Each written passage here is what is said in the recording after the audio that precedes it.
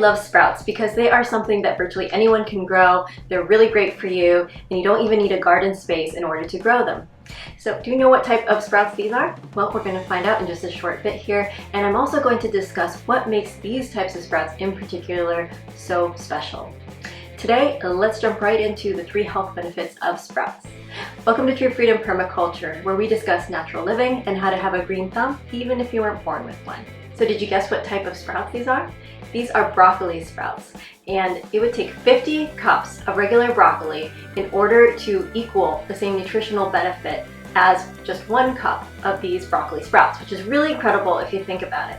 And I wanted to show you the batch that I have going here, and this has been growing for a few days. So in a few days more, they will look like these. So I try to kind of always have something going so that I have something to eat from.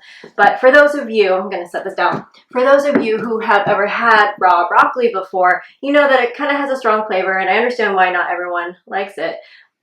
The sprouts, they rhyme in flavor, but they're much more subtle, and they're really crispy and fresh, and they're great just thrown on everything, thrown into smoothies. They're very easy to use. And broccoli sprouts, I'm going to go into what makes them so special a little bit later on. But they also, you can sprout different types of vegetables too, not just broccoli. So you can also sprout beans and grains and peas and nuts and seeds. And by doing so, you will enhance the nutrition in all of these things. The first health benefit of sprouts is that they help to pre-digest starches. So this will improve the gut health of your body. And we know and we are learning more and more about how gut health affects other areas of our body, including our mental health too. So we know how important it is. Also, they contain large amounts of soluble fiber. So as opposed to soluble fiber, there's soluble fiber and insoluble fiber. Insoluble fiber remains largely intact as it passes through your digestive system. Why do we care? Well, like a lot of things, things that work hard, they need a deep clean from time to time. And so this will do a great job of doing that, and it can thereby help to prevent certain diseases such as colon cancer, and it can also alleviate constipation.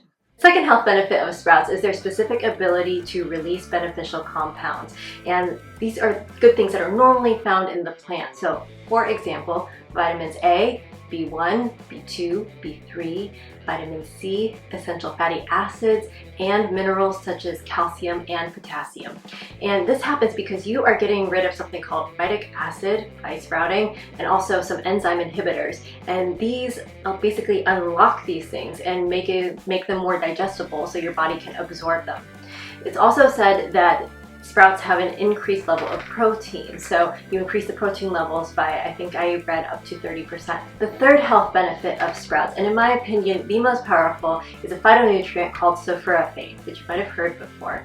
And circling back to broccoli sprouts, as promised, these contain 10 to 100 times more sulforaphane in the baby broccoli, aka the sprouts, than in the adult broccoli. And what sulforaphane does is that it activates something already contained in the body to reduce inflammation. And there are many different chronic diseases that we know that are caused by chronic inflammation. So for example, diabetes, Alzheimer's, allergies, cardiovascular disease, just to name a few.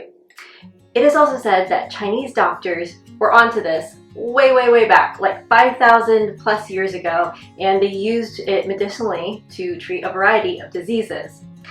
It's also said that much later on in the 1700s, Captain James Cook had his crew eat sprouts and citrus, and I think I heard sauerkraut too, in order to combat scurvy, which is a disease that is caused by a severe deficiency in vitamin C, and it has a slew of really nasty and gross symptoms. So hey, maybe they were onto something, they knew what worked, and sprouts basically have been used by people in the past when there haven't been a lot of resources, but there has been a severe lack of nutrients, probably because they weren't able to eat a substantial diet. So they are very important in that way. Now, people in many areas of the world are already hip to the idea that sprouts are really good for you, and they have been using them for a very long time. An example is in Korean cooking. There's something called sukjinamul, which is the word for mung beans, and there is a special mung bean side dish, which is delicious. If you've never tried it, try it. They're mung beans that are blanched and they're topped with like sesame oil and garlic and scallions and sesame seeds, and it's really, really great. And it's part of banchan, which is that series of side dishes that's part of Korean cooking. And in fact, if you or your family, your culture is used to using sprouts, I would love to know how you incorporate them in your everyday life. And I think a lot of other people would too. Maybe we'll get some ideas, and it's always nice to hear what different people are doing. Now, it's important to add that many choices that we make in everyday life are not without some element of risk. And this is one of them. So in order to foster this environment of growth of all these nutrients, it has to be warm and humid. And because of that, you are also potentially growing bad bacteria.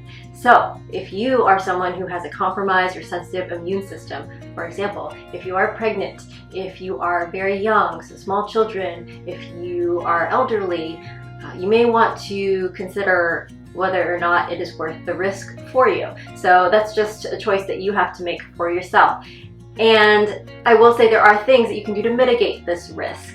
I can't get rid of it completely, but for example, make sure that when you're starting off with your seeds, well, first of all, before that, I think growing your own is safer because you can control everything. You know exactly what has gone into your sprouts, what kind of environment they've grown in, whether or not they have grown in a clean, sterile environment. So I do think growing your own is better than buying them.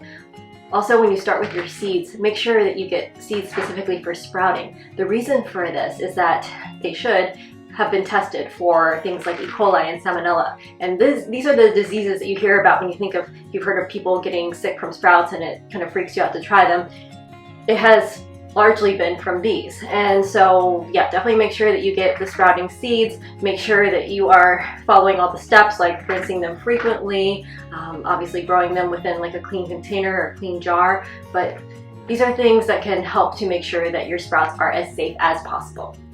Also, before you eat your sprouts, do they seem off? And what do I mean by that? Well, do they look off? Do they look dull and faded?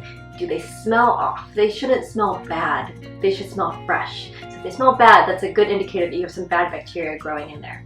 And finally, before you taste them, do they feel off? Do they feel slimy? If they feel slimy, don't eat them. So those are other ways that you can help make sure that you're not eating sprouts that are unsafe for you.